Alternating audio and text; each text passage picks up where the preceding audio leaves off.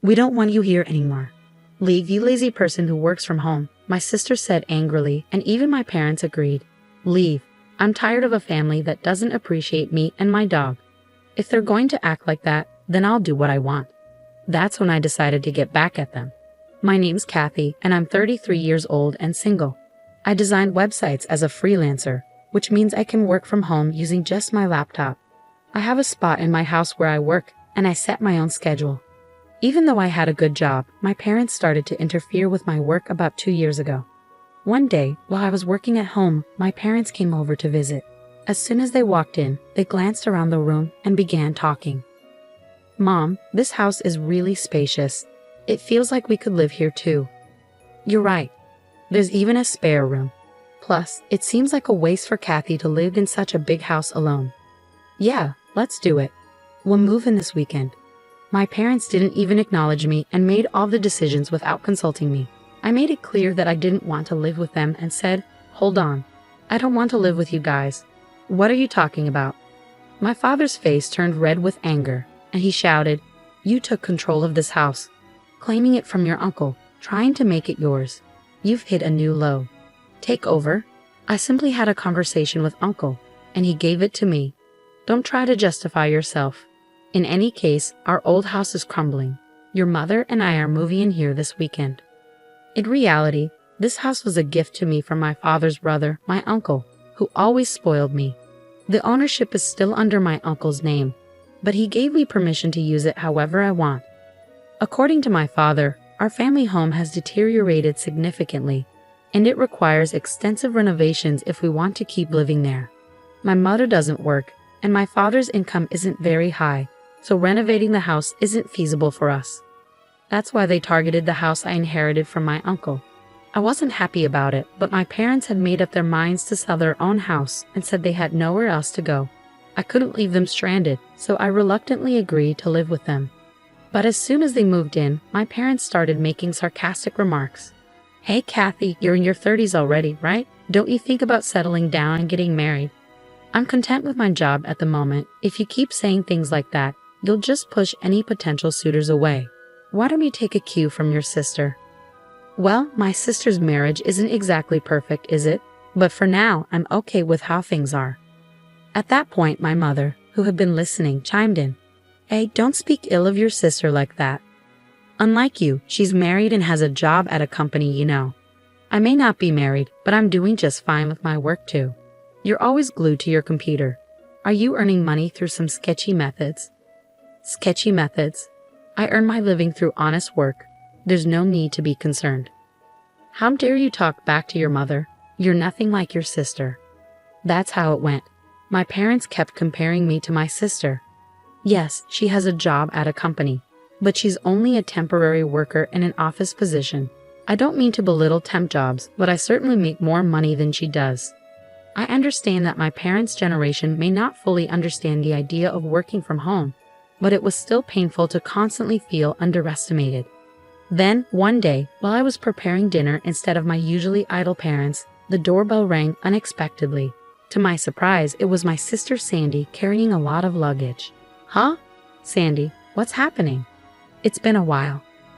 "Kathy, this might seem sudden, but I'll be staying in this house from now on." I was taken aback and blurted out, "Huh? What a big house. If Uncle was giving it to someone, it should have been me." "Wait, hold on. You're moving and starting today?" I had no idea about this. "Did Mom and Dad tell you? I got divorced, you know." "Divorced. So I'll be relying on you from now on." Ignoring my surprise, Sandy went upstairs and claimed an empty room for herself. Despite my attempts to resist, my parents sided with Sandy, and I felt powerless to stop it. From that point on, my stress only grew. After her divorce, Sandy had quit her job and spent her days gossiping about me with our mother. "Hey Mom, you think this dress is cute?" "Oh, absolutely, Sandy. You look so pretty. It suits you perfectly." "Do you agree? It's definitely not something Kathy would wear, right?" "Well, Kathy is more on the simple side. That's probably why she's having trouble finding a job. She just stays home and plays online." "Mom, you can't just say things like that." As I was cooking dinner, they purposely made sure I could hear their conversation. I was itching to respond, but I knew that would just play into their hands. So no matter what they said, I kept living without reacting. Then, one day, a friend of mine had a litter of 4 puppies and I decided to adopt one of them. I named him Muffin. He's a small black chihuahua with the most adorable round eyes. Whenever he looks at me, he wags his tail so hard it seems like it might fall off. Having a chihuahua has been a dream of mine since I was young. Working from home can get lonely, so I thought Muffin could provide some much-needed company. From now on, your name is Muffin. Okay. Woof. I didn't really consult with my family when I decided to adopt Muffin. After all, this is my house, and I'm the one who will be taking care of all the expenses for him. So I don't see why they should have any complaints. When I brought Muffin home, as expected, my parents and Sandy started complaining. Hey, we didn't know you were getting a dog. That's right, dogs can be smelly, you know. I can't stand bad smells. Kathy, how could you just bring a dog home without talking to us first? We didn't agree to this. As they kept complaining, I firmly told them, firstly, I didn't just pick him up off the street. A friend gave him to me. Plus, I'm the one who's going to take care of all the expenses for Muffin, so there shouldn't be any problem. What I choose to have in my house is my business. If you have any complaints, you're welcome to leave. At first, they complained loudly, their faces red with anger. But within a few hours, they were completely won over by Muffin's cuteness and began showering him with affection. Aren't you just adorable? Are you mommy's boy or daddy's? Or maybe sis, look this way, sweetheart. Wait a minute, what happened to their anger from just a moment ago? Was it all just a dream? My entire family became completely enamored with Muffin. From then on, they were always doting on him. Because of this, their animosity toward me decreased, and I could enjoy relatively peaceful days. Then, one day, an incident shattered this calmness. While I was out running an errand, I got a call from my sister Sandy. Hello, come back home immediately. In response to my sister's sudden outburst, I asked what was wrong. She vented her frustration, yelling at me, "It's not what happened. Muffin made a mess on my clothes. What if they smell? Oh, just wash them quickly and I'll be fine. Besides, isn't it your fault for leaving your clothes on the floor?" What? It's my fault? It's your lack of training, Muffin. That's to blame. Enough. Muffin is still a puppy, you know. If you take him out for a walk, he won't make a mess at home. You said you were excited to walk Muffin today. Did you actually take him? Well, I was planning to take him later, and it's all because you didn't train him properly. Then you should compensate me for the clothes. As expected, when I arrived home, my sister was furious. Both my parents had been alerted, and they stood beside Sandy, glaring at me.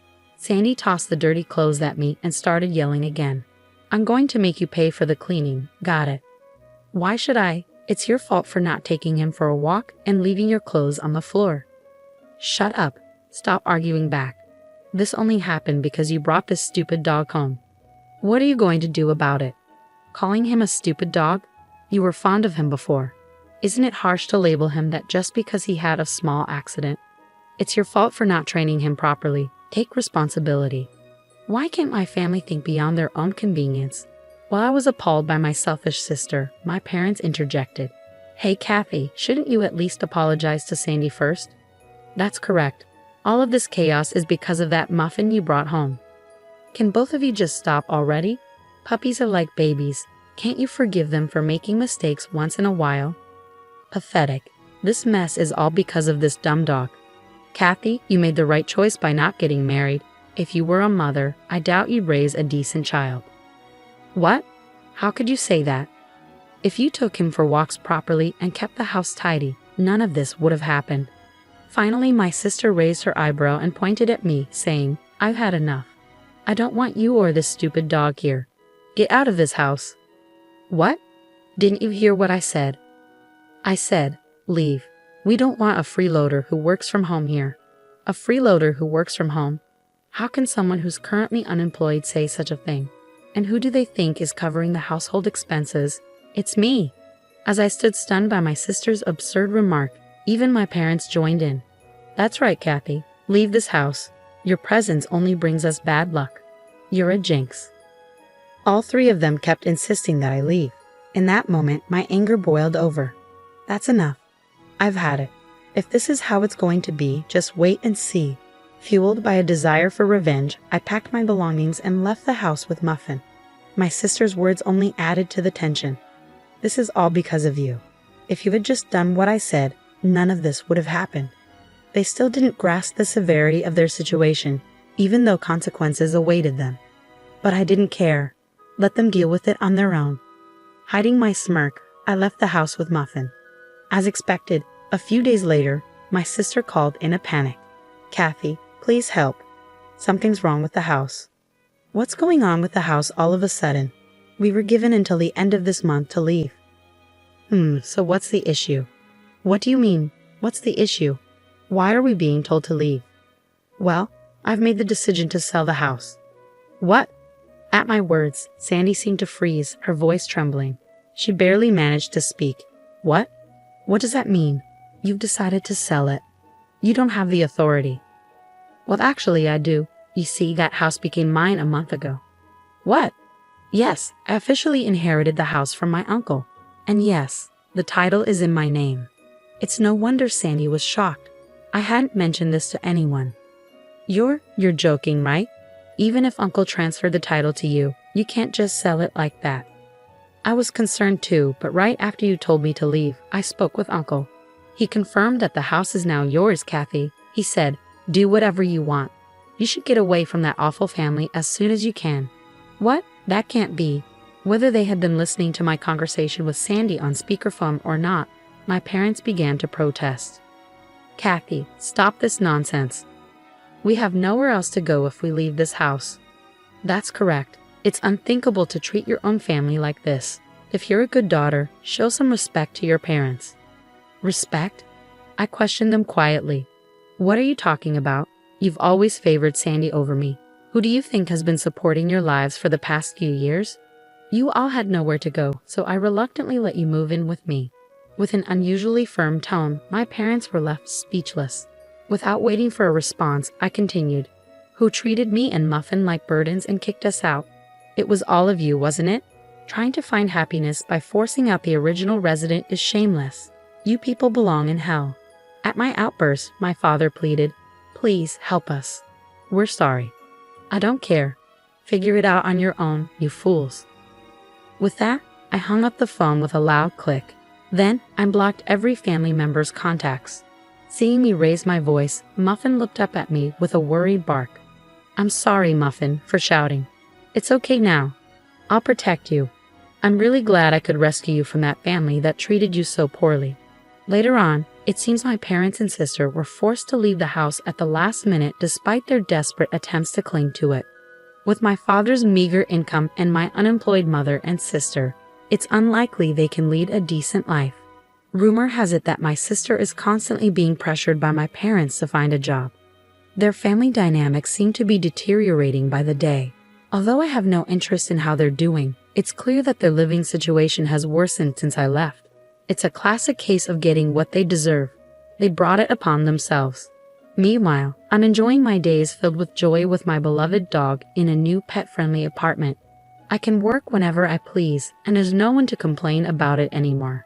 I can use my earnings solely for myself and my dog. I'm incredibly content with my life now. Muffin, let's head to the dog park today. Woof. Muffin seems more lively. Maybe it's because that noisy family is gone. From now on, I want to protect Muffin for the rest of our lives and lead a peaceful existence.